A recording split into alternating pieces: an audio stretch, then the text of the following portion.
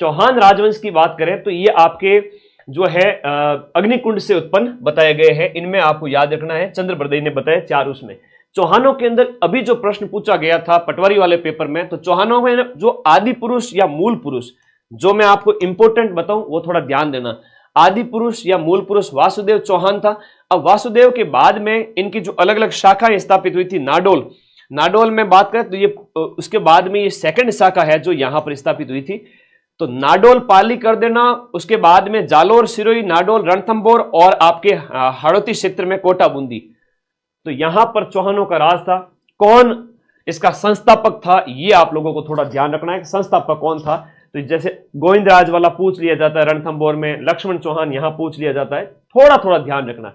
अब इसके अलावा ज्यादा कोई विशेष ध्यान रखना नहीं है, आपको बस देखते जाना है। मैं आपको जो बताऊं सिलेबस के अकॉर्डिंग वो देखते जाओ। यहां पर एक प्रश्न यह आता है कि अजमेर नगर की स्थापना 1113 ईस्वी के अंदर की गई थी, और ये आपके किसने की थी? अजय राज ने। अर्णोराज ने वराह मंदिर का निर्माण कराया था, और ये आपका विग्रहराज चतुर्थ जो है वो आपका बिसल देव है, यही आपको याद रखना है। और इसके बाद में पृथ्वीराज चौहान तृतीय इंपोर्टेंट है। तराइन के सेकंड युद्ध के अंदर आपके गौरी के हाथों पराजय, और यहां पर दिल्ली सल्तनत वगैरह स्थापित हो जाते हैं, तुर्कों का राज। रणथंभौर वाला ज्यादा कोई कुछ नहीं देखना है, इसमें एक हमीर देव को थोड़ा सा इंपोर्टेंट है, देखना है आपको। यहां पर एक हमला होता है 1301 ईस्वी में, राजस्थान का जो पहला शाखा जिसे हम कहते हैं हमीर देव के ऊपर अलाउद्दीन खिलजी का हमला होता है। बस इतना इसको याद रखिएगा। उसके बाद में ये मैंने सब करवा चुका हूं पीछे, ठीक है। मैन कौन कहां के जो है चौहान थे। एक जालोर के चौहानों में प्रश्न आता है आपका कानरदेव चौहान, ये आपके कानरदेव के बारे में। 1308 ईस्वी में शिवाना का हमला, और 1311 ईस्वी में अलाउद्दीन खिलजी का जालोर के ऊपर हमला होता है। बस इसका इतना ही याद रखना है। और उसके बाद में अलग अलग जो चौहान शासक हैं उनके बारे में बताया है। हम बात करें चौहानों के बाद एक अन्य राजाओं के बारे में, राजवंशों के जो हेड है उनके बारे में पूछा जाएगा, तो ध्यान रखना। कछवाओं के संस्थापक, हम बात करें कछवाओं की, तो कछवाओं का राज आपके इस क्षेत्र में, आपके जयपुर और उसके आसपास के क्षेत्र में, संस्थापक का नाम है दुल्ले राय, तेजकरण, ढोला, एक ही बात है। उधर पूर्वी राजस्थान की तरफ जाओगे तो जाटों की रियासतें थी। सूरजमल जी का नाम आप लोगों को याद रखना ही रखना है, ठीक है, सूरजमल।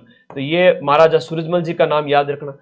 और आगे इस तरफ अगर बात करें तो मारवाड़ के राठौड़ राजवंश की बात करें तो राठौड़ों के मूल पुरुष का नाम तो सिया है ना। सिया है वो क्या है? राठौड़ों का मूल पुरुष है। सिया के बाद में जो वास्तविक संस्थापक कहा जाता है वो जोधा को कहा जाता है, 12 मई 1459 को। और उसके बाद में बीकानेर में बीका के द्वारा राठौड़ राजवंश की एक शाखा स्थापित की गई। किशनगढ़ की शाखा है वो मोटा राजा उदय सिंह के उत्तराधिकारियों ने, किशनगढ़ अजमेर में।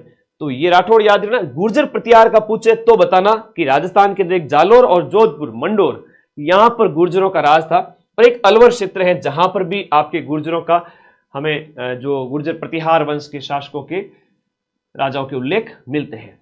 अब इसके बाद में देखिएगा जयपुर राज्य के अंदर ज्यादा, जयपुर में यहां पर कछवाओं का राज याद कर लेना। बस संस्थापक आपने कर ही दिया, देख लिया। सारे राजाओं का शॉर्ट एक बार देख लेना, मैं डाल दूंगा यहां पर आप लोगों को, ठीक है। इसके बाद राजवंश एक लंबा चौड़ा है, इसलिए थोड़ा सा इसमें अपने को बचना है। मेवाड़ के राजवंश की बात करें तो गुहिल राजवंश का जो संस्थापक 566 ईस्वी के अंदर गुहादित्य, बस इतना याद रखिएगा और आगे देखिएगा।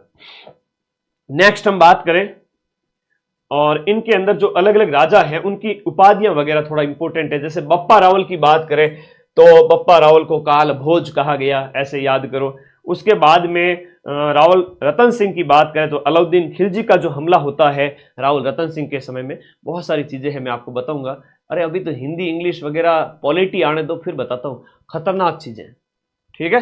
ओके, ये क्लास हो सकता है कि मैं कई सारी चीजें मैंने शामिल की है, तो जब तक डिलीट ना हो तब तक देख लेना बार बार। ओके ओके, अगला देखो, ये कई सारी और शाखाओं के अंतर्गत महाराणा कुंभा का जो हम बात करेंगे, कुंभा की जो उपाधियां और इनका जो शिल्पी ये पूछे जाते हैं। तो कुंभा की उपाधियों के अंदर आपका जो है इंपोर्टेंट है अभिनव भट्टाचार्य वगैरह, या हम कुंभा को हिंदू सुल्तान कहते हैं, ठीक है, याद रखिएगा। और इनकी किताबों के अंदर आपका संगीत राज, संगीत मीमांसा, सूड प्रबंध वगैरह ये मोस्ट इंपोर्टेंट है, ठीक है, पूछे जाते हैं, याद करिएगा। उसके बाद में विजय स्तंभ के बारे में पूछ लेवे तो विजय स्तंभ को भारतीय मूर्ति कला का कोष कहते हैं, थोड़ा इसको याद करिएगा। इन राजाओं को थोड़ा देखिएगा, सांगा को हिंदू पत कहते हैं, यह याद रखिएगा, और खनवा का युद्ध वगैरह, और इसके साथ साथ अन्य राजाओं को देख लीजिएगा। हालांकि एकदम नॉर्मल आपको डिस्कशन करना है इसके अंदर, है ना। 1857 की क्रांति, मॉडर्न थोड़ा हिस्ट्री की, राजस्थान की जो मॉडर्न हिस्ट्री उसके ऊपर बात करूंगा, थोड़ा सा ध्यान दीजिए।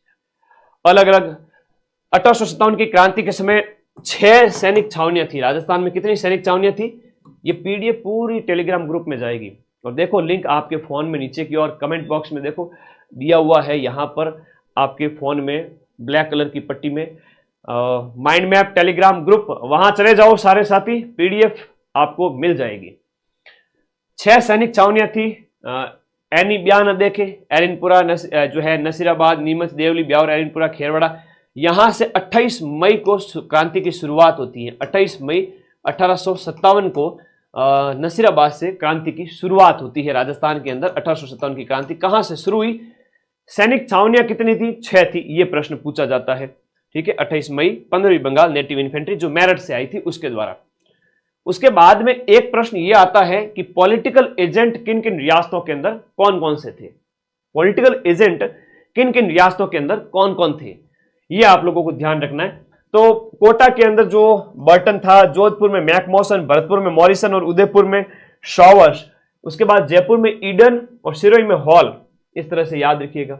राजस्थान की हिस्ट्री को बस खत्म कर ही रहा हूं, 5 मिनट और रुकिएगा, सिर्फ 1-1.5 घंटा क्लास होगी, 100 मिनट की क्लास होगी, और हर 1 मिनट के अंदर एक प्रश्न आपके छप रहा है। इधर देखो, जन जागृति के दौर के अंदर राजस्थान की हिस्ट्री के अंदर जब हम देखते हैं तो एक प्रश्न आता है, भगत आंदोलन किसने चलाया था, तो गोविंद गुरु के द्वारा चलाया गया था, ये याद रखिएगा। उसके बाद एक ही आंदोलन, तो मोतीलाल तेजावत, 21 सूत्री मांग जिसे मेवाड़ की पुकार कहते हैं।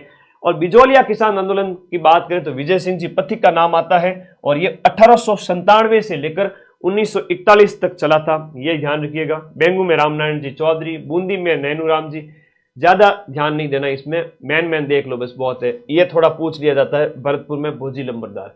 राजस्थान के एकीकरण के 7 चरण हैं, राजस्थान के एकीकरण के 7 चरण हैं, जिसमें 1948 के 3 चरण हैं, 18 मार्च और फिर वापस 18 मार्च से वापस 18 अप्रैल चले जाओ, बीच में एक 7 दिन का गैप ले लो। मत्स्य संघ है, राजस्थान, पूर्व राजस्थान संघ कहो, राजस्थान संघ कहो, फिर संयुक्त राजस्थान कहो, इसमें उदयपुर यानी मेवाड़ का विलय होता है, वो बहुत इंपॉर्टेंट है, पूछ लिया जाता है। एक प्रश्न ये पूछते हैं कि मत्स्य संघ के अंदर कौन कौन सी रियासतें थी, तो अलवर, भरतपुर, धौलपुर, करौली थी। ए बी सी और डी, अलवर, भरतपुर, धौलपुर, करौली, ये ध्यान रखो। अब 1949 के अंदर 2 चरण होते हैं, फिर आपका एक जो है आपका 5वां चरण, जिसमें मत्स्य संघ का विलय होता है ना, जो है मत्स्य संघ का विलय इसमें होता है 5वें चरण के अंदर। तो ये थोड़े पूछे जाते हैं, ध्यान रखिएगा। कौन कब बना था, राज प्रमुख कौन था, राजधानी कौन सी थी, और 5वां और 6वां चरण हो गया कंप्लीट। 7 चरण थे टोटल। 1 नवंबर 1956 को राजस्थान का एकीकरण संपन्न होता है। राजस्थान के एकीकरण से 1 से 2 प्रश्न आएंगे, ठीक है, ओके। यूट्यूब से कैसे कमाए 1 से 2 हजार रुपए, मेरे शॉर्ट्स छोटे छोटे कट करके डाला करो, छोटी छोटी वीडियो कट करके डाला करो, आप लोगों को कमाई हो जाएगी, ठीक है, लेकिन पूरा वीडियो कॉपी नहीं करना। प्रजामंडल आंदोलन की बात करें तो एक जयपुर प्रजामंडल के बारे में याद रखना। 1931 के अंदर जयपुर प्रजामंडल की स्थापना होती है, और कर्पूर चंद पाटनी की अध्यक्षता में। और उसके बाद एक प्रजामंडल जो पूछा जाता है मारवाड़ वाला, 1934 वाला, याद रखिएगा। उसके बाद में अगला जो प्रजामंडल इंपोर्टेंट है वो है आपका, जैसे मेवाड़ प्रजामंडल पूछ लिया जाता है, तो ये 1938 में स्थापित होता है। तो ये थोड़े प्रजामंडल वगैरह ध्यान रखिएगा, लेटेस्ट है ना। सभ्यताओं की बात करें, मोस्ट इंपोर्टेंट है, एक सीधा सीधा प्रश्न है, सभ्यताओं से पूछ लिया जाएगा। ये पूछ लेंगे कि बागोर की सभ्यता कौन से जिले में स्थित है और किस नदी के किनारे है।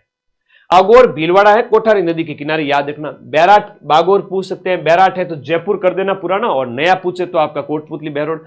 आहड़ वाला मोस्ट इंपोर्टेंट है, उदयपुर के अंदर है, और आपका एक व्यास है 1953 के अंदर इसकी खोज खुदाई की गई। गणेश्वर वाला आपसे पूछेंगे, जरूर पूछेंगे। गणेश्वर वाला सीकर के अंदर है, कांतली नदी के किनारे। कालीबंगा की सभ्यता आपसे पूछेंगे, हनुमानगढ़ के अंदर है, घग्गर नदी के किनारे। हर एक पारी में प्रश्न आना पड़ेगा इस सारणी से। बालाथल वाला थोड़ा ज्यादा ही पूछा जा रहा है, उदयपुर के अंदर है, ठीक है। गिलुंड की सभ्यता है वो आपका राजसमंद के अंदर स्थित है। रेड की सभ्यता को प्राचीन भारत का टाटा नगर कहते हैं, ठीक है, सिक्कों के भंडार मिलने के कारण। आगे देखो,